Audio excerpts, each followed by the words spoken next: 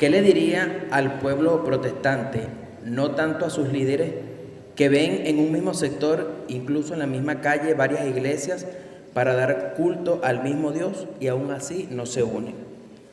¿Qué le diría a los curas que no aprovechan las homilías para defender el depósito de la fe, a pesar de que en la misa se lee la Biblia completa? Otra pregunta, ¿existe una Biblia de apologética donde las concordancias hagan hincapié en la defensa de la fe católica? Y por último, a usted lo acusan de violento con los protestantes, y aquí hubo un sacerdote que iba a las campañas y les jalaba los cables y les tumbaba las cornetas. Voy a ver si recuerdo lo que... Él lo trajo por escrito y quiere que yo se lo responda así. Sí, pero voy a tratar. ¿Qué le digo a los protestantes que andan divididos? Jesucristo en San Juan capítulo 17, versículo 21, fue muy claro. Él no quiere la división. Él quiere que todos seamos uno. Escúchenlo. Para que todos sean uno, como tú, oh Padre, en mí y yo en ti, que también ellos sean uno en nosotros, para que el mundo crea que tú me enviaste. Para que el mundo crea, es obligatorio que seamos uno, la unidad. Pero ojo, ¿por qué están divididos? ¿Saben lo que significa diablo? El que divide.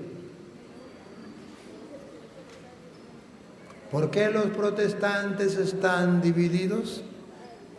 Porque diablo significa el que divide. ¿Y cuál es el querer del corazón de Cristo?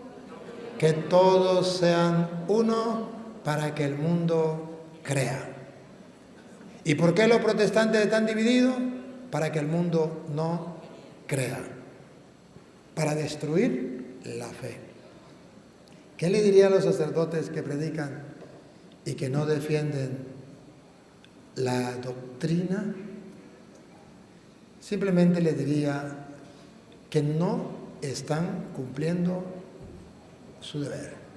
En Mateo capítulo 28, versículo 19, Jesucristo el Señor, o lo podemos leer desde el 18, 28, 18, Jesucristo el Señor, que tiene todo el poder en el cielo y en la tierra, todo el poder se me ha dado en el cielo y en la tierra, mandó a los apóstoles, de los cuales son sucesores los obispos y nosotros los sacerdotes, colaboradores de sus obispos.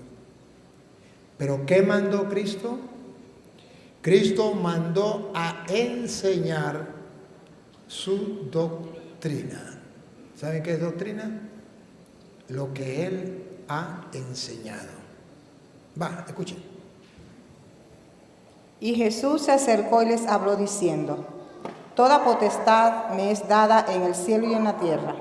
Por tanto, id y haced discípulos a todas las naciones, bautizándolos en el nombre del Padre, y del Hijo, y del Espíritu Santo, enseñándoles... Aquí viene que hay que enseñar. ¿Qué hay que enseñar?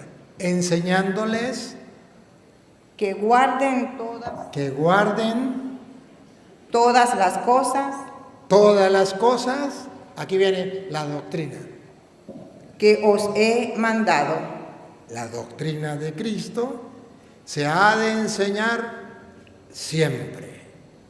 Un sacerdote que no enseñe la doctrina está equivocado. Y el que la enseñe recibirá doble premio. Primera de Timoteo capítulo 5 versículo 17. El que enseñe, el sacerdote que enseñe recibirá doble paga, remuneración, doble honor. Primera de Timoteo capítulo 5 versículo 17. Dios ha puesto sus ancianos, presbíteros, ministros, líderes, como ustedes quieran llamarlo.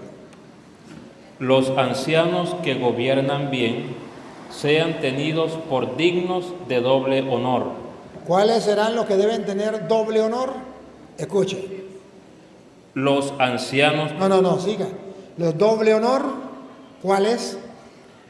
mayormente los que trabajan en predicar y enseñar. Los que trabajan en predicar y enseñar. Tápense los oídos los sacerdotes de aquí y del mundo entero, porque no le voy a hablar a ellos, le voy a hablar a los laicos. El pecado con el cual los sacerdotes tendrán que enfrentar a Dios el día del juicio será el no cumplir esta tarea. Enseñar y predicar lo que Jesús ha mandado. Aquí entre nos, ya los sacerdotes no quieren predicar. Y los que predican 5 minutos y hablan de todo menos de la palabra de Dios. ¡Qué pecado más grande! No quiero estar en los zapatos de ese cura el día en que se muera. Y me perdonan. Pero el mandato de Jesucristo fue predicar. ¿Y no recuerdan que Jesús un día se quejó? ¿No fue San Marcos capítulo 6, versículo 34, creo que fue? Yo creo que es ese. San Marcos, ojalá que sea esa. San Marcos 6, 34. Me suena. Jesús se quejó. A ver. Y salió Jesús y vio una gran multitud. Así, ahí es. Vio una gran multitud. Y tuvo compasión de ellos. Y tuvo compasión de ellos. Porque eran como ovejas que no tenían pastor. Vamos a ver si actualmente está pasando lo mismo. Vamos a ver si en la iglesia católica hay un grupo de gente que va a la iglesia a la misa, pero están como ovejas sin pastor. Vamos a ver. Jesús vio y tuvo compasión de esa comunidad porque andaba como ovejas sin pastor. ¿Por qué? A ver, ¿por qué? Atención, pongan la lupa. Vamos a ver qué hizo Jesús para remediar eso. ¿Qué les faltaba? ¿Por qué no tenían pastor? Vamos a ver. Y comenzó a enseñarles. ¿Por qué no tenían pastor? Porque no tenía quien les enseñara. ¿No es lo mismo que está pasando hoy en la iglesia? Volvemos a lo mismo. El pueblo de Dios anda como ovejas sin pastor, porque los curas no están enseñando la palabra de Dios. Bárbaro. Y se puso a enseñarles muchas cosas. Muchas cosas. Y hoy los curas, tristemente, celebramos la misa. Bueno, yo no sé si ustedes vieron cuando fui a España, a Francia, ¿verdad? Media hora para celebrar la misa máximo. Y le decía, pero no me da chance de predicar. Digo que usted no va a predicar, lo que queremos que celebre la misa. Pero ¿qué voy a celebrar en misa yo si la gente no sabe lo que va a hacer? Y por eso ustedes verán que en Francia, en España, en Italia, no me vieron casi celebrando misa. Celebraba la liturgia de la palabra. Los engañaba. Me revestía y ellos pensaban que yo iba a celebrar misa. Y salía y le celebraba la liturgia de la palabra, no le celebraba misa. Porque solamente me daban media hora, 40 minutos. Solamente les predicaba. Y cuando llegaban, la hora, el tiempo, la bendición de Dios Todopoderoso, Padre, Hijo y Espíritu Santo, diciendo sobre ustedes, chao. Y quedaban así. ¿Y por qué terminó así? Porque no era misa, era la liturgia de la palabra. Porque yo sabía que me iban a cortar. Porque el pueblo no quiere, bueno, el pueblo sí quiere, pero eran los jefes. Los jefes. Ahora, ¿por qué está Europa atea? Porque los curas no quisieron predicar más. Y para allá vamos aquí también. Y si estos callan, las piedras gritan. El Señor dio la orden, mandó a predicar. El pueblo anda como ovejas sin pastor. Me perdonan mis hermanos sacerdotes, pero no puedo callar. Es un gran error. ¿Por qué no predicar? Si Cristo sintió compasión y comenzó a predicarles, a enseñarles largamente, porque andaban como ovejas sin pastor. Y el alimento es la palabra de Dios. ¿No recuerda Mateo 4:4? No solo de pan vive el hombre, sino de toda palabra que sale de la boca de Dios. Y si el pueblo se alimenta de la palabra que sale de la boca de Dios y los curas no lo están predicando, el pueblo está desnutrido. Con razón la mayoría están metiendo evangélicos y otros ateos. La cosa es en serio. ¿Y saben qué es lo peor? Que los seminaristas, que son futuros sacerdotes, que no me escuchen los seminaristas, ni siquiera han leído la Biblia y no se les ha pasado por la cabeza leerla, porque están estudiando filosofía y teología, porque quieren ser doctores en teología, en filosofía. ¿Qué me importa? Eso es basura, eso no sirve para nada. Si no tiene como fundamento la palabra de Dios. Ojo. Aclaro, porque no me agarra una piedra. Claro. La filosofía y la teología, si no tiene su fundamento en las Sagradas Escrituras y si no se le da importancia a la Sagrada Escritura, es basura. Los papas lo han dicho, los papas últimos, Benedicto y Francisco, lo han dicho. A los teólogos, volvamos a la fuente, volvamos a la Biblia. No quiero teología sin Biblia. Qué lindo, ¿no? Pero no le han hecho caso. Me tocó usted la herida. Y perdóneme, pero estoy sangrando por la herida. Y me duele. Y me duele. Porque lo peor es que cuando hay un sacerdote que predica, se molestan. Yo tuve una oportunidad de ir a una comunidad y me invitaron. Y cuando llegué me dice el Señor que me ha invitado. No, padre, el padre no dio permiso. Y le dijo a la gente, tienen permiso para ir a los testigos de Jehová a escucharlos. A los pentecostales, a los evangélicos, a todos ellos pueden ir, tienen permiso para ir, porque eso es lo mismo, el mismo Dios y la misma Biblia. Y además aquí somos ecuménicos. Pero el que vaya a escuchar al Padre Toro queda excomulgado de la iglesia, mas nunca le doy la comunión y se larga de la iglesia. Y una catequista que era valiente se paró y le dijo, eso no es ecumenismo. Si ecumenismo es escucharlos a todos, que escuchen a los evangélicos, pero también al Padre Toro. Y él movió y fue y habló con el obispo. Y el obispo, sin importarle nada y sin averiguar las cosas y sin nada, dijo, está bien. Y declaró, en mi diócesis no se debe estudiar la Biblia. Que el cura Toro que venga a predicar la Biblia, no señor. Porque la Biblia pasó de moda, ya está anticuada, según ese obispo. Yo no quisiera estar en los zapatos de ese obispo. Eso fue en otro planeta, mamita. Yo creo que fue en la Luna o en el planeta Marte o Mercurio, yo no me acuerdo, cuando yo estuve por allá. Pero aquí en Venezuela, no, aquí no. Otro planeta.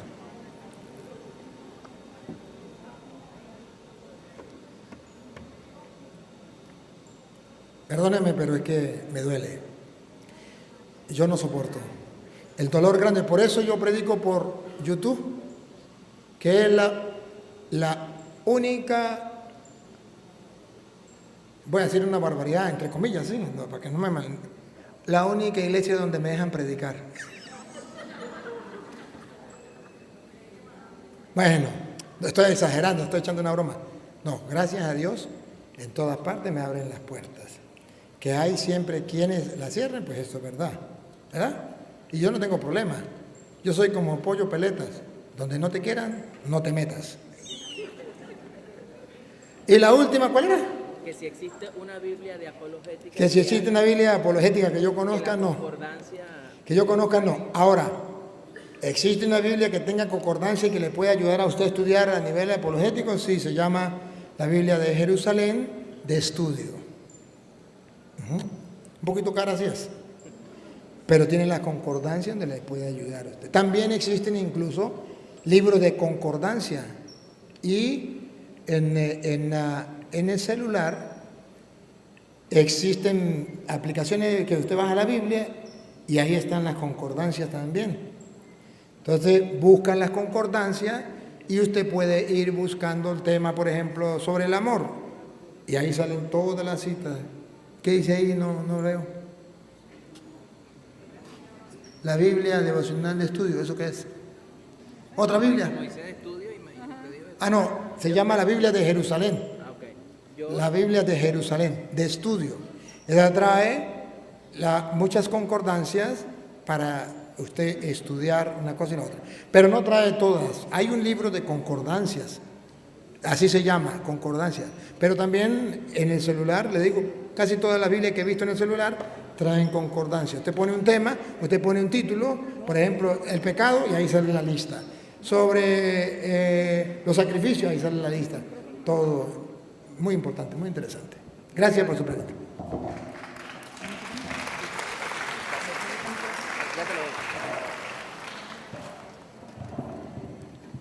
Aló.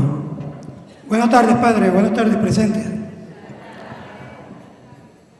Padre, mi nombre es Kasen Genawi, muy criollito, por cierto.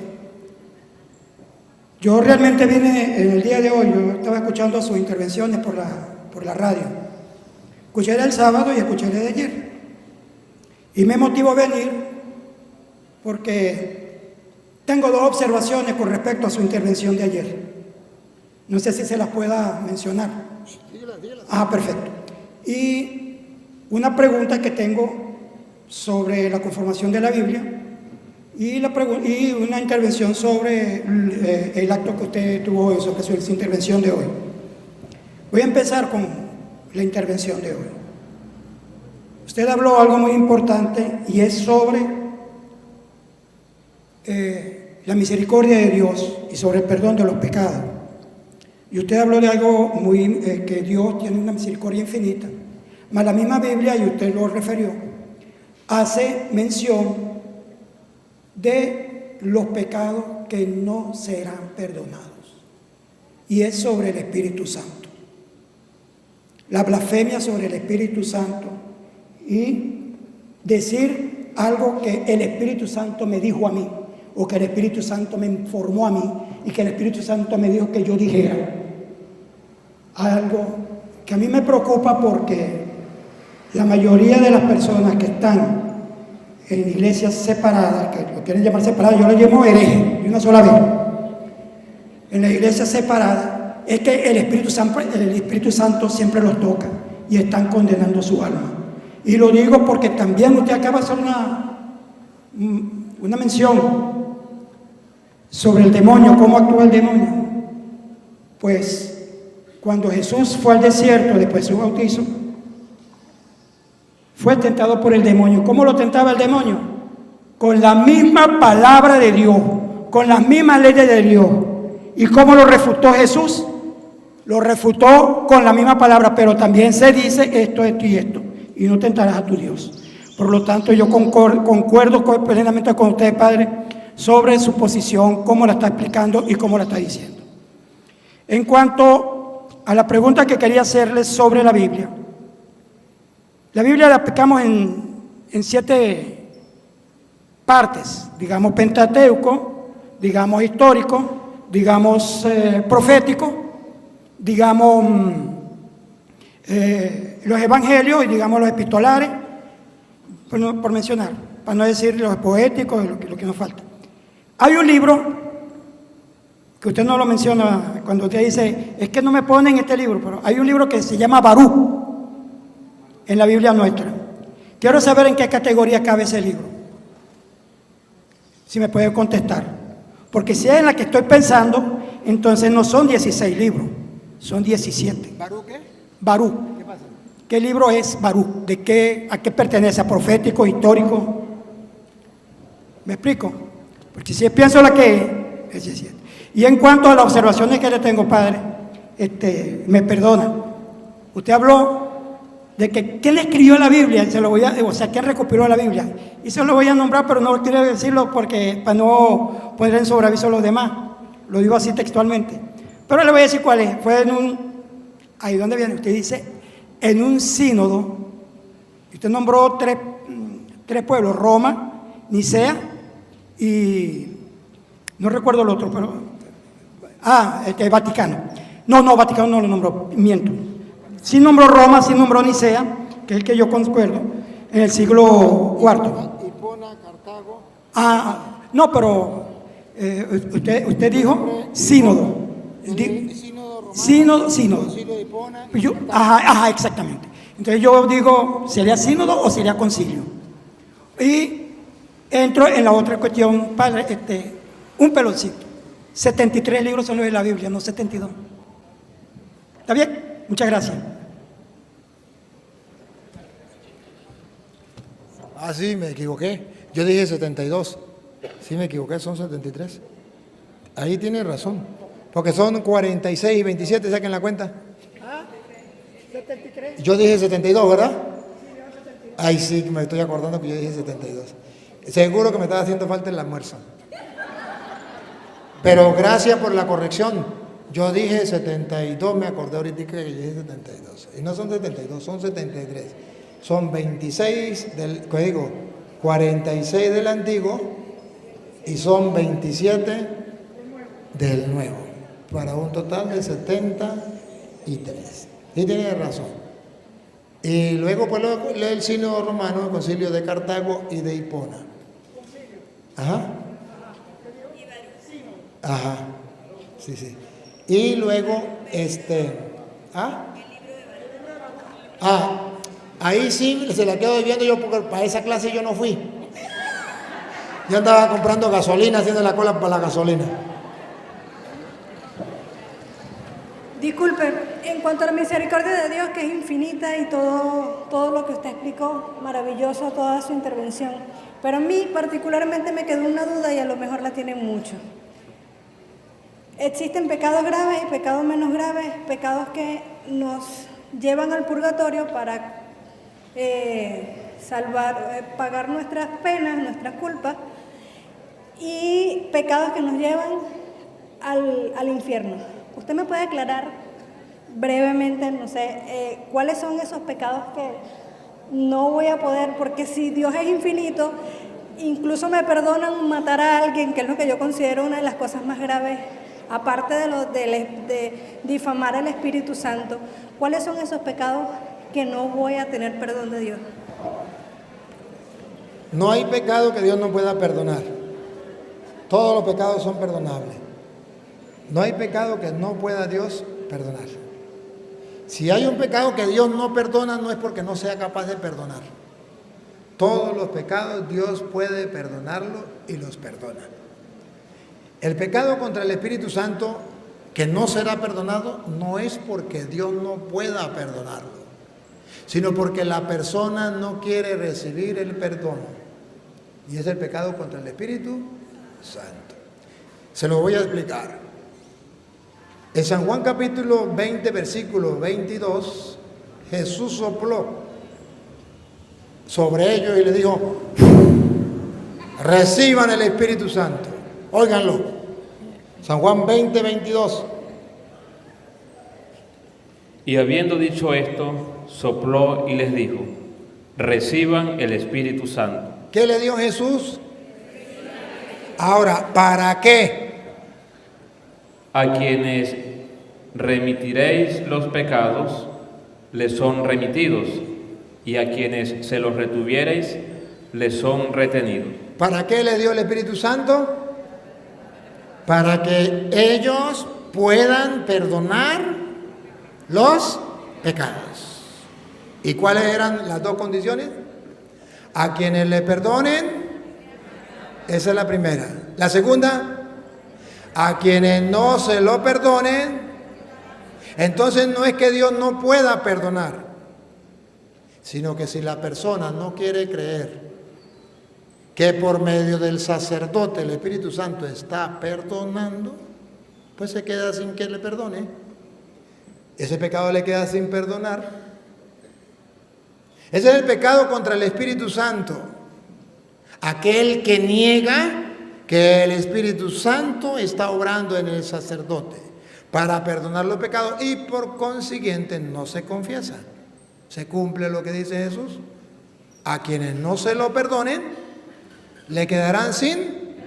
No porque Dios no pueda, sino porque a usted no le da la gana. Porque el pastor protestante le dijo, no se confiese con un hombre pecador igual que usted. Porque cuando Jesús dijo esa palabra, lo dijo en Mateo capítulo 12, versículo del 20 en adelante, y usted lo puede leer si quiere, o de más antes, donde Jesús expulsó un demonio, ¿se acuerdan? Y entonces dijeron, este expulsa los demonios por el poder de Belcebú, y no por el poder de Dios. Y Jesús le dijo, si yo expulso los demonios por el poder de Belcebú, sus hijos por el poder de quién lo expulsan. Pero si yo lo expulso por el poder del Espíritu Santo, por el dedo del Espíritu Santo, es porque el reino de Dios ha llegado a ustedes.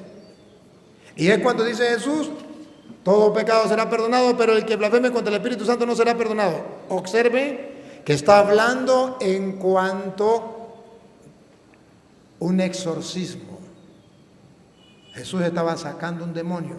¿Qué es la confesión? Un exorcismo donde el sacerdote saca los demonios. ¿Por la acción de quién? Del Espíritu Santo. ¿Qué dicen los protestantes? Eso no es verdad. Eso no es por el Espíritu Santo. Los curas están engañando. Eso es mentira. Ahí no está el Espíritu Santo. Están blasfemando contra el Espíritu Santo cuando el Espíritu Santo los está liberando de esa esclavitud del pecado donde el diablo los tenía atados. Ese pecado no le será perdonado porque la persona no quiso confesarse. Pero no es que Dios no pueda perdonarle. Dios perdona todos los pecados. Pero yo no sé si le respondí la pregunta o cómo era la pregunta. ¿Cuáles son los pecados que le llevan al infierno? Bárbaro. ¿Sabe qué me dijo Jesús en Mateo capítulo 7, del versículo 1 en adelante? Dice, no juzgues y no seréis juzgados, no condenes y no seréis condenados. El juicio de condenar quién se va para el infierno y quién no es Dios. Y yo le puedo decir esto es pecado, pero no le puedo decir este va para el infierno y este no. Porque eso le toca al juez. Cuando usted se muera le pregunta a Dios. Lo único que yo puedo decirle es lo que está en la Biblia. Y la Biblia dice, esto es pecado, embriagarse, robar, matar, esto es pecado. Pero no me dice cuáles pecados llevan al infierno, a la muerte, no. Por eso usted y yo, cuando una persona muere, igualitico ofrecemos misa por él, rezamos rosario por él, hacemos novenario por él, igualitico hacemos obra de caridad por él, porque no sabemos para dónde fue. Eso le toca a Dios. ¿Me capta la idea?